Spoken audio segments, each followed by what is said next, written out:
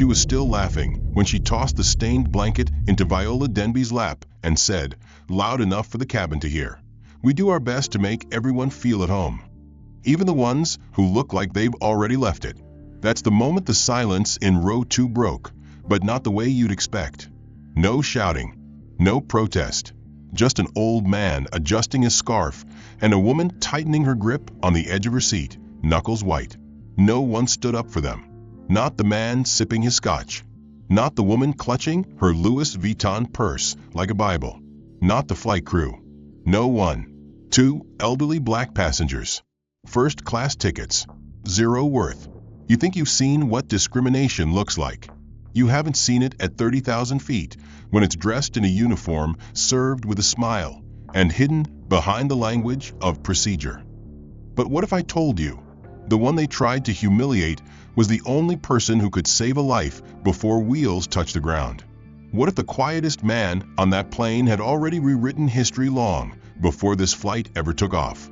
What if justice doesn't shout, but waits? You won't believe what happens next, but I need you to see it. Watch this story all the way through.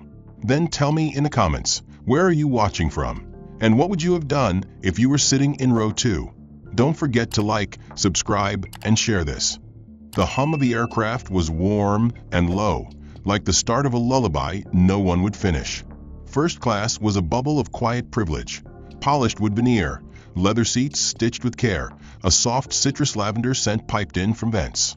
As passengers boarded Flight 714 bound for Zurich, the cabin crew performed their rituals with choreographed grace.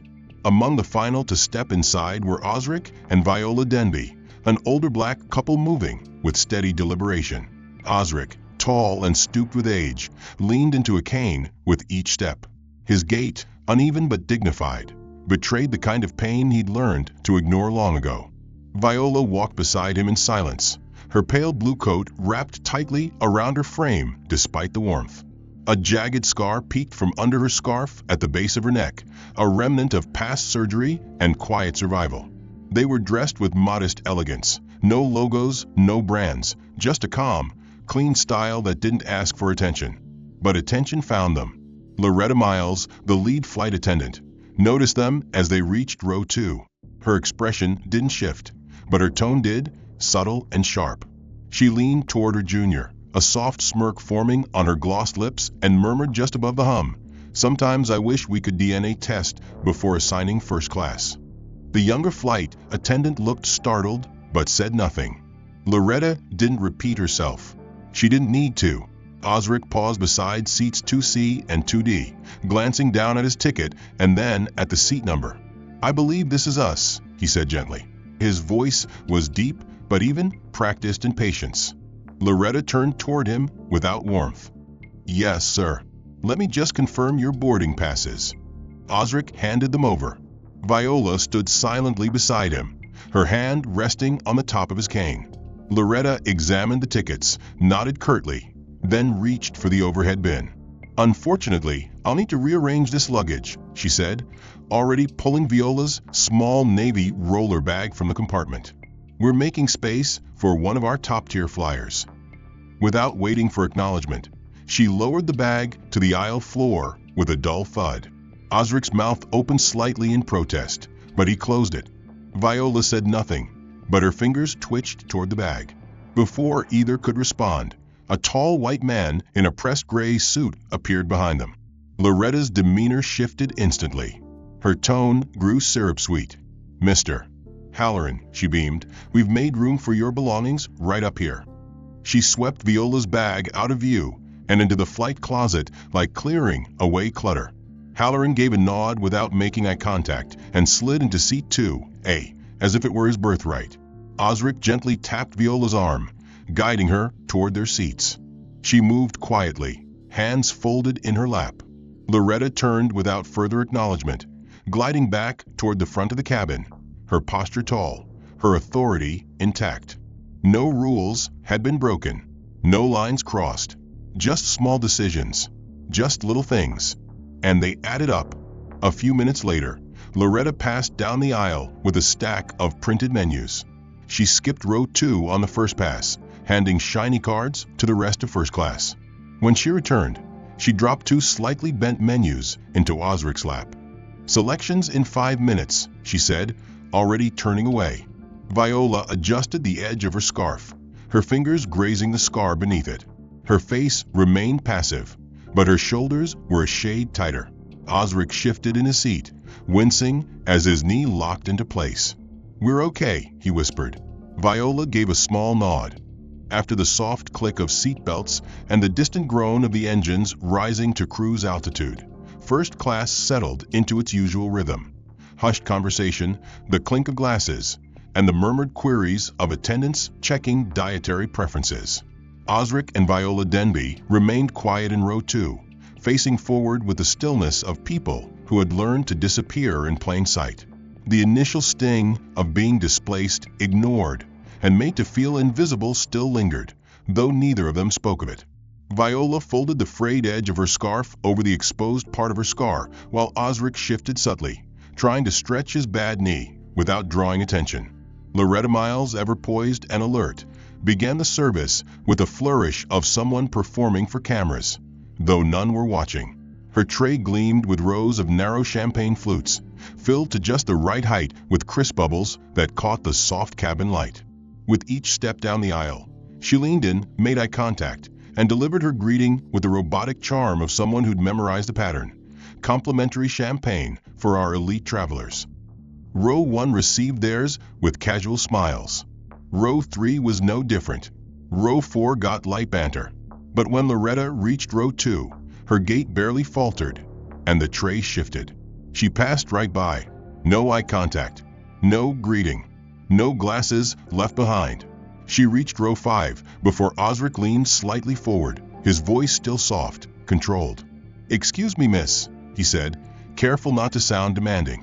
Loretta paused, turned halfway. "Yes." Osric gestured gently, not accusingly. "I believe you missed us for the champagne." Her smile returned, thinner this time. "Oh," she said, blinking with artificial confusion. "I just assumed. Well, I thought with your medications and all, it might not be suitable." Viola turned slightly, not speaking, but her brows lifted ever so slightly. Osric replied, "We didn't mention any medications." Loretta nodded, unbothered. "Of course. Just trying to be cautious. We want everyone safe." Her tray remained untouched as she moved on.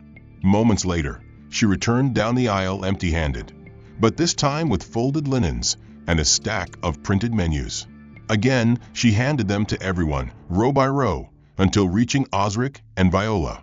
She paused just long enough to place 2 menus in their laps, not their hands. Osric thanked her. She didn't respond. A soft shiver escaped from Viola as the AC vent above her whirred slightly louder. She pulled her coat closer, then pressed the call button. It took nearly 5 minutes before Loretta returned. "Yes." Her voice was clipped now, all patience worn thin. Viola offered a polite smile.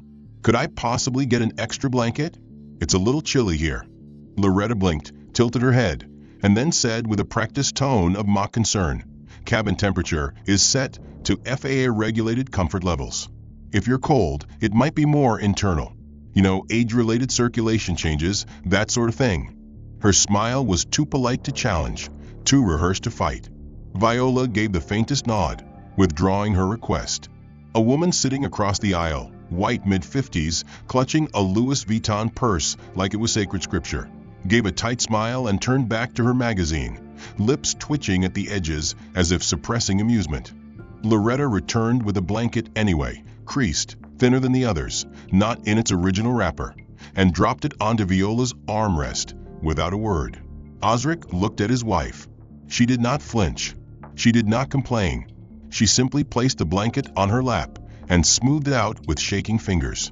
Throughout the meal service, others received extra offerings, an extra slice of bread here, a refill there, a casual "would you like more?" But at row 2, silence reigned. When Viola finally requested some tea, Loretta brought it lukewarm, with no sweetener or lemon, and placed it with a clink just shy of the tray center, nearly causing it to tip. "Careful," Loretta murmured, as if the imbalance had come from Viola's hands rather than her own. By the end of the second hour, row 2 had become a blind spot, a pocket of air the crew pretended wasn't there. By the time the meal service was cleared, the cabin had settled into a post-dinner lull, the sort where soft jazz trickled through ceiling speakers and passengers reclined their seats in gentle synchrony. Osric adjusted his tray table with care, mindful of the stiffness blooming in his knee. Viola folded the thin blanket Loretta had brought earlier and placed it neatly in her lap, hands resting like still birds atop the fabric. The two said little, not because there was nothing to say, but because they had learned, over decades, that silence was armor in places not meant for them. Loretta returned to the intercom with a poised posture and a voice polished smooth by years of customer service. "Ladies and gentlemen," she began, her tone infused with professional calm, "if any passengers require mobility assistance or have difficulty moving about the cabin, please notify a crew member at your earliest convenience." Her voice lingered just a second longer than necessary, and as the message ended, she turned her head toward row 2 with a smile that could slice through glass. Her eyes landed on Osric, and for a brief moment, she tilted her head with exaggerated sympathy, as if waiting for him to raise his hand. He didn't. Viola sat perfectly still, her eyes not moving from the window. Osric shifted slightly, angling his body toward her, quietly absorbing the suggestion that he didn't belong in motion. Loretta turned away with the slow smugness of someone who believed they had made a point without saying anything at all. A few seats back, the same white woman from earlier, the one with the designer purse and pursed lips, glanced toward the Denbys again. Her gaze lingered on Osric's cane, then flicked to Viola's scarf-covered neck. She said nothing, but gave a faint shake of her head before returning to her crossword. Some time later, Osric reached for his silverware as a small snack tray was distributed. The tremor in his right hand, subtle but persistent, made the motion slower than most. As he tried to lift the fork, it slipped from his fingers and landed on the floor with a soft metallic clink. Loretta, passing by at that moment, pivoted on her heel with a kind of theatrical urgency. "Let me get that," she said sweetly, crouching down beside his seat. But as she retrieved the fork, she looked up, not at Osric, but toward the rows behind him, and announced, voice light but loud enough to carry, "We might need to get a waiver signed before we hand out sharp objects. Wouldn't want anyone hurting themselves." A light ripple of laughter stirred 2 rows back. Someone chuckled. Someone else muttered, "That's dark." Osric stared down at his lap, jaw tight, shoulders squared. Viola leaned toward him slightly, but said nothing. Loretta stood, wiped her hands on her apron as if dusting off something unpleasant, and offered a new fork without eye contact. "Here you go, sir. Let us know if you need help using it." Her words were dipped in the same syrupy tone she used with toddlers. Osric took the fork without a word. Across the aisle, a man in a tan blazer narrowed his eyes slightly but said nothing. Silence, once again, folded over the moment like a closing curtain. Later, when the cabin lights dimmed to prepare for rest, Loretta did another intercom reminder. "For those requiring extra assistance during night hours," she said, "please don't hesitate to call us. We're happy to help." She didn't need to look toward Osric again. The implication had already landed. Viola reclined her seat a fraction, adjusting the airline pillow behind her head, but her eyes didn't close. She stared straight ahead. Her hand brushed Osric's on the armrest and stayed there, gently pressing down like an anchor.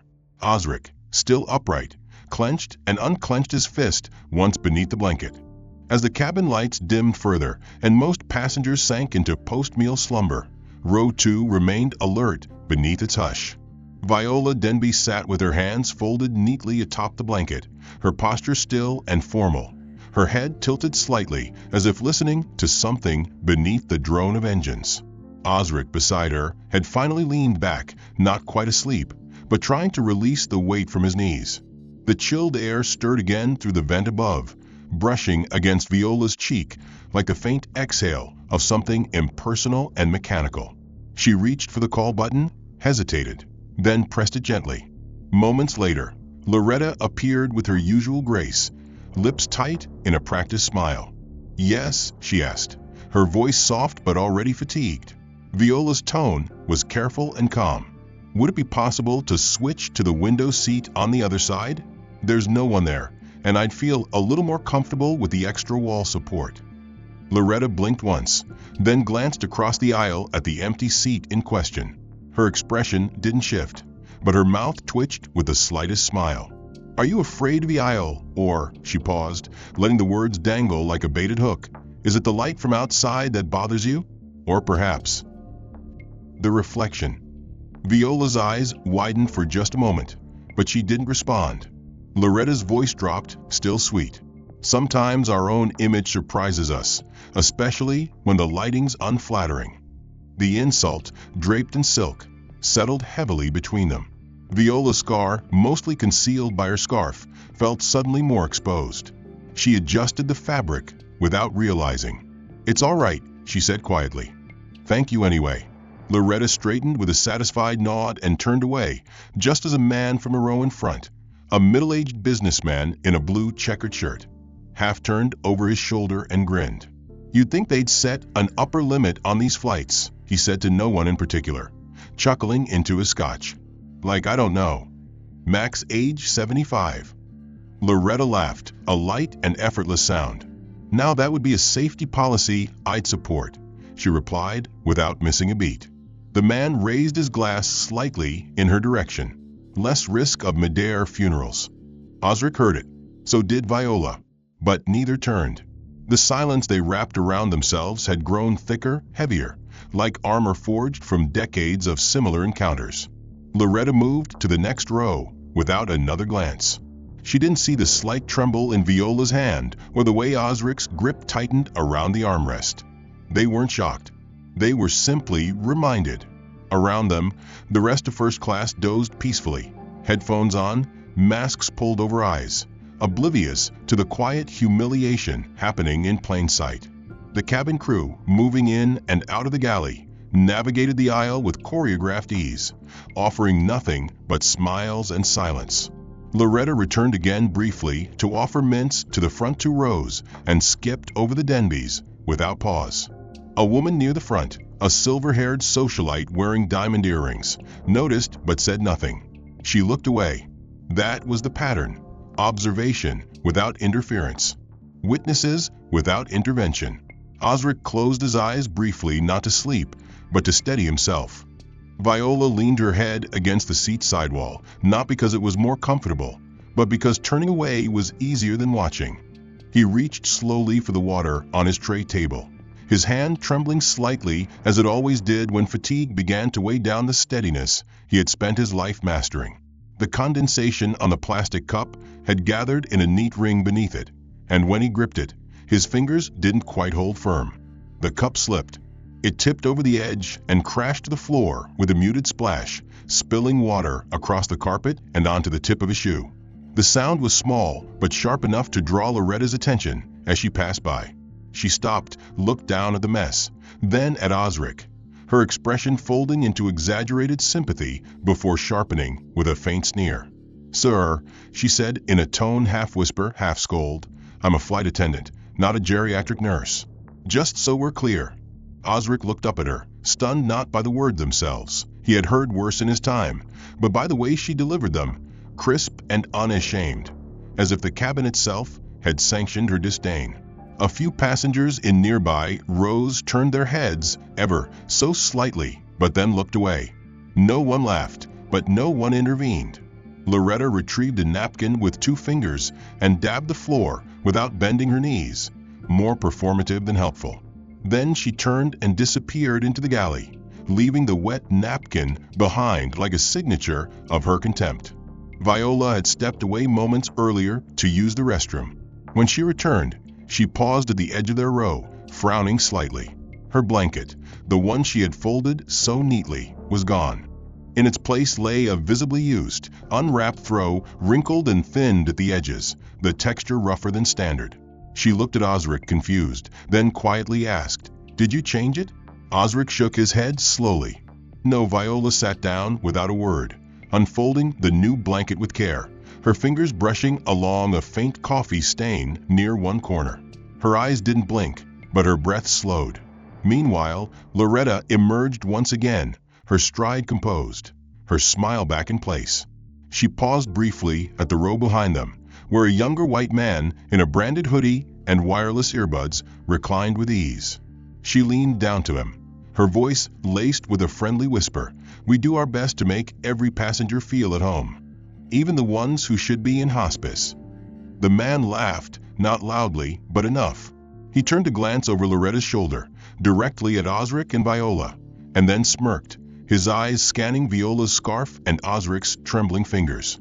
Loretta straightened and walked away, as if she hadn't just fired another invisible shot through row 2. The words weren't addressed to the Denbys, but they landed anyway. Viola closed her eyes and leaned her head against the seatback. Osric remained upright, staring ahead, his jaw tight, but still. The hurt didn't come from volume. It came from precision, from repetition, from the normalization of cruelty when spoken with enough poise. The minutes passed heavy after Loretta's latest jab, and though the cabin remained dim and quiet, the tension in row 2 was a pulsing thing, unspoken, but alive. Osric sat rigid in his seat, his back no longer resting against the cushion, his shoulders pulled forward slightly as if bracing for another verbal blow. Viola rested her hands calmly on her lap, fingers laced together, the stained blanket still draped lightly across her knees, but her face remained turned away from the aisle. Then, without sound or ceremony, a new presence approached their row. It was Kelsey, the younger flight attendant with short dark curls tucked neatly beneath her cap, eyes too expressive to hide behind professionalism. She had moved quietly through the cabin all night, mostly assisting Loretta, her movements precise and deferential, never overstepping. But now, as she leaned gently toward Osric, she extended her hands with quiet intention, a small cup of warm water, steam curling gently from the surface, and a fresh towel, still folded, still wrapped. "Mr. Denby," she whispered just above her breath, "this is for you, sir. And one for your wife." Her voice was sincere, and her posture made no spectacle of the gesture. It was not pity. It was recognition. Osric looked up, surprised but composed. He took the towel carefully, nodded once, and murmured, "Thank you." Kelsey turned to Viola, offering the second cup of water. Viola met her eyes for the first time in hours and gave a small but honest smile. "That's very kind of you," she said gently. Kelsey returned the smile, brief but genuine, then moved away just as quietly, heading back toward the galley. The silence that followed wasn't cold anymore. It had shifted, if only slightly, into something more human. Osric used the towel to clean the top of his hand, which still bore a faint trace of dried water from a spill. Viola cupped the warm drink in both palms, letting it rest against her chest like something sacred. But peace, as they knew too well, never stayed long. Moments later, Loretta reappeared. She had emerged from the front galley, without rush, but with eyes that scanned like spotlights. Her smile was gone, her steps sharper, and as she passed by Kelsey in the aisle, her voice dropped, low enough to be discreet, sharp enough to cut. "Kelsey," she said through clenched teeth, "do you want to work the cabin, or do you want to be a hospice nurse?" Kelsey blinked, caught mid-step. "Excuse me." Loretta didn't repeat herself. She simply leaned in closer, lips almost to Kelsey's ear, and hissed, "I don't have time to train someone who thinks they're here to coddle emotions. This isn't a sympathy clinic. It's first class." Kelsey hesitated, her jaw tightening slightly, but she said nothing. She gave a small nod and walked past Loretta with quiet obedience, disappearing into the rear galley without turning back. Loretta watched her go, then turned her attention forward. Her eyes slid across row 2 like a curtain drawing shut. She said nothing. She didn't need to. The warmth left as quickly as it came. Osric glanced down at the towel in his hand. Viola sipped her water once, then placed the cup in the holder. Across the aisle, no one had noticed. No one had cared. The smallest act of grace had been extinguished before it could grow roots. The warmth from Kelsey's small act had long since faded, leaving row 2 once again submerged in silence, the kind of silence that came not from comfort, but from calculation. Osric sat with his hands folded, his spine upright against the hard curve of the seat, while Viola had leaned slightly to the side, her body shrinking into the window as though it could somehow fold into the wall and vanish. The overhead lights had been dimmed to simulate night, but the subtle flickers of movement throughout the cabin still kept the atmosphere alive. Attendants shuffling quietly, passengers stretching, the occasional ding of a call button from another row. And then, without warning, Loretta returned. She stood at the head of the aisle like a judge preparing to pass sentence, clipboard in hand and brows set into a line of faux concern. Her voice, clear and professional, cut across the cabin. "Mr. and Mrs. Denby," she called out, "I need you to please step into the aisle for a moment. We've encountered a discrepancy with your ticket information." Heads turned, blankets were pulled down, eyes opened. The cabin stirred. Osric, startled, unbuckled his belt slowly and reached for his cane. Viola followed, confused, adjusting the scarf at her neck as she stood. Loretta waited with a smile tight enough to slice granite. As they stepped into the aisle, the spotlight of the moment fell on them. Two elderly black passengers being called out mid-flight, surrounded by a sea of mostly white faces now watching with various shades of curiosity, pity, and quiet judgment. "Can I ask what the issue is?" Osric said, his voice steady but touched with the fatigue of someone forced to defend his own legitimacy. Loretta gestured to her tablet. "There's a note attached to your ticket file," she said. "I'm going to need to verify the barcode on your passes again, just to ensure they weren't entered incorrectly." "We scanned them when we boarded," Viola replied gently. "I remember the beep." "Sometimes systems glitch," Loretta said with a shrug. "It's not personal. We just want to ensure everything is secure for all passengers." The implication was so thinly veiled it barely bothered with disguise. Osric fumbled in his coat for the boarding passes, hands slower now, stiffer. The delay was enough to allow whispers to ripple through the surrounding rows. One passenger leaned toward her husband and muttered, "How do you even accidentally end up in first class?" Another man, behind them, chuckled. Osric finally handed the passes over. Loretta took them with theatrical care, scanning each one, pretending to read something critical from the screen, when in fact she had already seen the confirmation upon boarding. She murmured. "Interesting. Is something wrong?" Viola asked, her voice brittle with quiet restraint. "Not necessarily," Loretta replied, still staring at the screen, "but sometimes people book seats on points or get upgrades they don't understand. That can confuse things." "We purchased these tickets," Osric said. "Full price." Loretta finally handed the passes back, her smile returning, now tinged with something like smugness. "All appears to be in order. Thank you for your cooperation." She turned without apology. "You can return to your seats now." The Denbys stood in the aisle a moment longer than necessary, absorbing the way every eye still clung to them. Some wide, some squinting, some blank, but all present. Osric offered his wife his arm. They sat down slowly, with the quiet of people reassuming the positions they'd never wanted to leave. A few moments passed, then Viola coughed softly into her hand, the kind of dry, stubborn cough that came from altitude and cold air and too many hours of being treated as less than. Loretta, still standing nearby, heard it.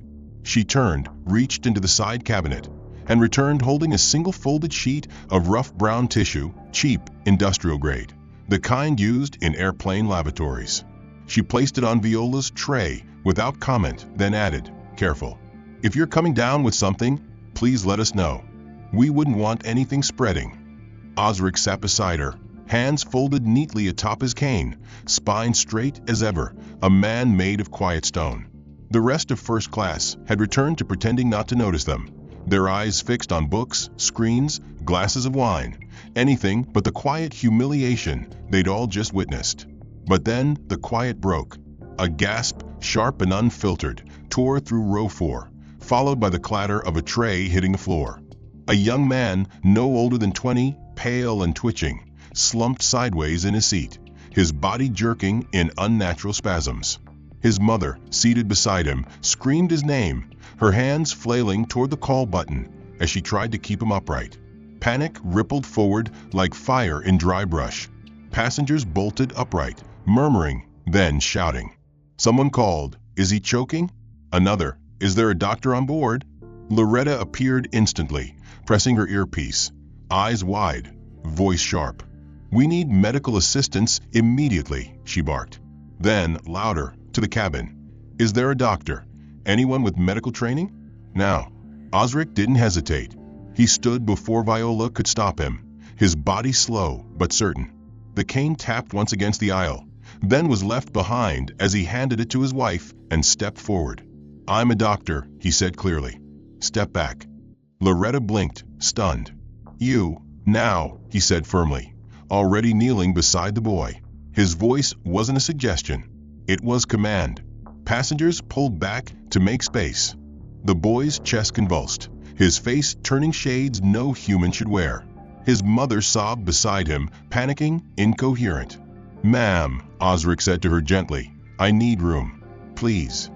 Then he went to work.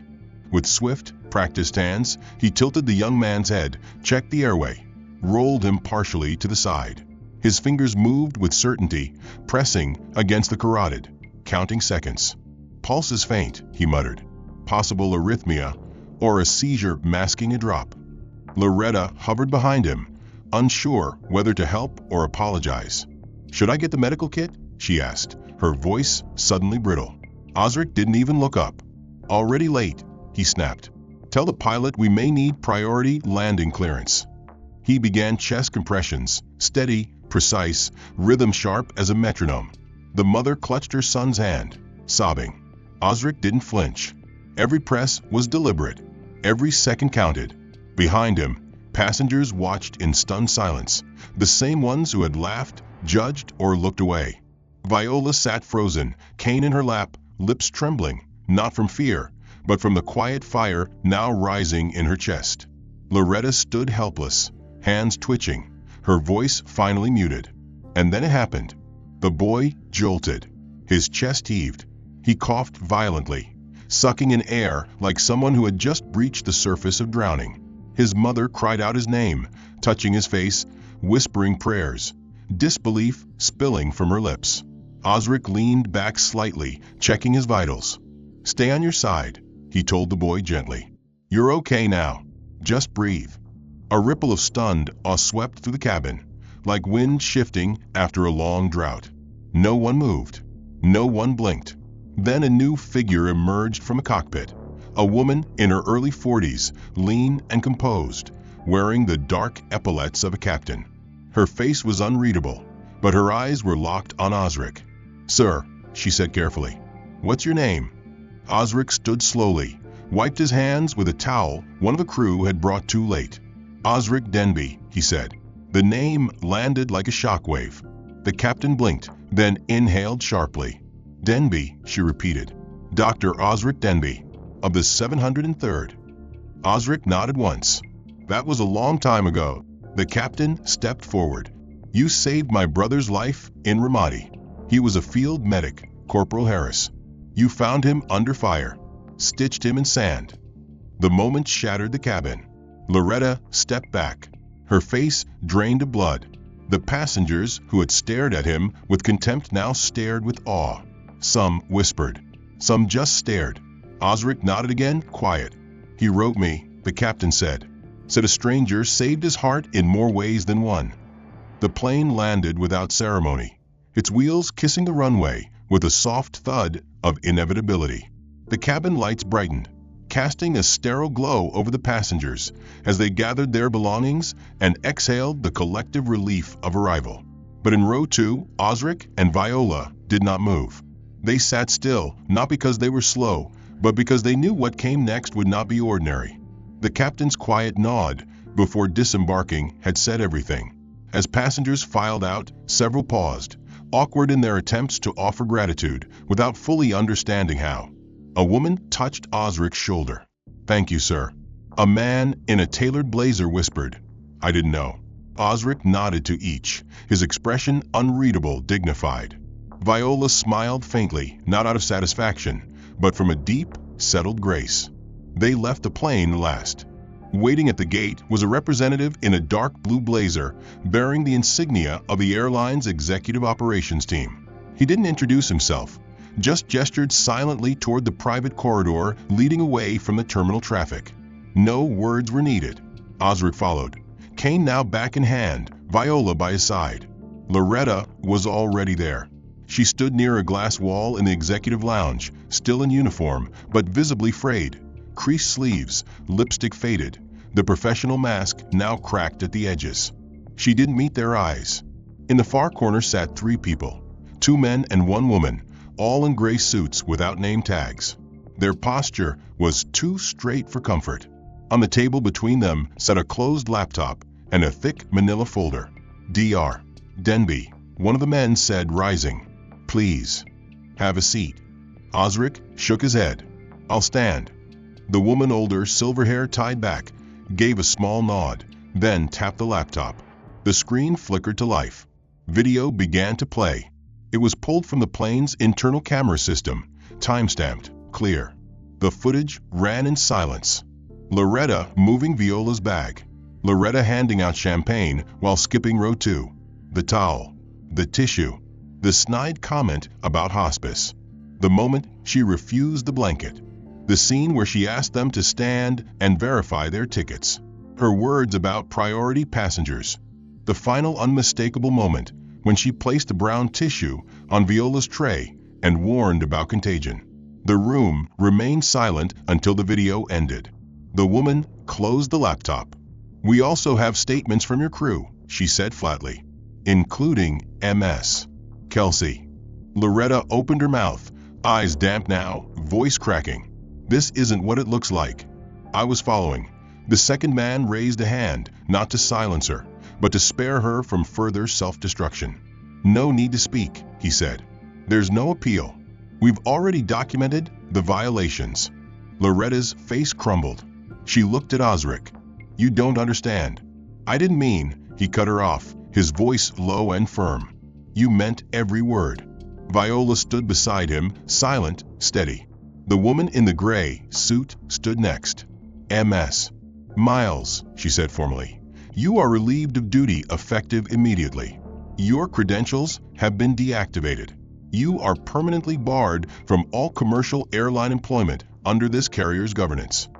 She produced an envelope and held it out. Loretta didn't move. One of the men took the envelope and placed it gently on the table. You are dismissed. Loretta's hands trembled. This isn't fair, she whispered. It was just a misunderstanding. The woman's voice stayed calm. We've reviewed 6 prior complaints buried in your file.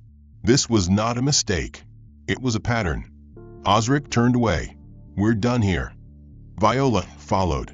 Behind them, Loretta remained frozen, her breath shallow, her mouth slightly open like someone who had just been told the ground no longer existed. In the terminal outside the executive lounge, crew members gathered by the gate, ready for the next flight. As Osric and Viola passed, they stood a little straighter. Kelsey stood near the counter. She met Viola's eyes and gave a small, genuine nod. Loretta emerged 10 minutes later, uniform wrinkled, blazer slung over one arm, hair undone. Her ID badge had been removed. As she stepped out of the lounge, a security officer quietly unpinned the final insignia from her chest and handed her a plain envelope. 2 weeks passed quietly. There was no press release, no press conference, no viral thread. The airline had learned the value of internal reckoning, and those who needed to know knew. Osric and Viola Denby returned to their home in Maryland, a modest brick house shaded by old oak trees, where the mail still came in paper and the neighbors still waved from across the lawn. On the dining table sat an envelope, unmarked but formal. Inside it was a personal letter from the Secretary of Transportation, stamped and signed, offering an apology on behalf of an entire system. The letter didn't use the word racism. It said failure. It said unacceptable conduct. It said deepest regrets. Viola read it once and folded it neatly into a drawer. Osric didn't read it. He had seen too many such letters across decades to believe in their permanence. Justice, in his view, was not something you wrote. It was something you watched unfold. Meanwhile, across the city, in a rusted corner of the transit terminal, Loretta Miles dragged a plastic bin of bleach and paper towels across the stained linoleum floor of the downtown bus station. Her shoes were worn at the heels, and her once meticulously tied bun had dissolved into a messy knot she no longer pinned. The vest she wore was bright orange, reflective and oversized, with a stitched nameplate that had been pinned crookedly above her chest. It read Loretta Maintenance. But beneath that, someone had taped another label, scribbled in fading black marker. Former flight attendant no longer cleared to serve. No one knew who had written it. It had been added sometime during her first week, and though she tried to remove it, someone always taped it back the next day. She no longer fought it. She had learned it was better to endure quietly than to draw attention. People passed her without eye contact, commuters in suits, teenagers with backpacks, tourists with camera bags and confusion. No one asked for water. No one smiled. She was invisible now, except for when someone needed her to mop up a spill or unclog a toilet. On her second Tuesday, she found herself scrubbing the edge of a broken bench near the west entrance when a man in a gray coat sat down nearby and opened a newspaper. The headline was local, but his eyes weren't on the page. He glanced sideways once, then a second time, lingering. Loretta kept her head down, but her skin bristled. "You look familiar," the man said slowly. His voice was low, unaccusing, almost curious. She said nothing. He folded the paper. "Weren't you the one?" She stood quickly and pushed the bin toward the restroom. Her ears burned. In the mirror, beneath flickering lights, her face looked older than it had a month ago. Not because of time, because of truth. On the same day, across the city, Osric sat in a quiet lecture hall on a university campus. Guests speaking to a room full of medical students about crisis care in low-resource environments. When someone asked how he had stayed calm on the flight, he said, "It wasn't calm. It was containment." That night, he and Viola had dinner by their porch window, the kind with the creaky screen that stuck in summer. She poured him tea. He asked about her garden. They did not talk about the flight. They didn't need to. In a different terminal, on another route, Kelsey stepped into a new uniform. She had been promoted quietly but firmly into a training program for ethics leadership. When she spoke to new hires, she mentioned nothing of names. She just said, "Watch how people treat those who can't speak back." Back at the bus station, a child dropped a soda can that rolled to Loretta's feet. She bent to pick it up. The mother snatched the child's hand. "Don't touch anything," she said, staring at Loretta like contagion. Loretta froze for half a second, then smiled, the smallest, most hollow smile she had ever known. Her fingers clenched the can. She dropped it into the bin. And then, in the silence, in the space where applause had never come, she went back to scrubbing. The end. If you made it this far, I'd love to know what you think. Which moment hit you the hardest? Was there a scene that stayed with you after reading? And where are you watching or reading this from? Drop it in the comments. If this story moved you even a little, consider subscribing for more. Like it, share it, send it to someone who needs to feel something real today. Your support helps these stories keep going.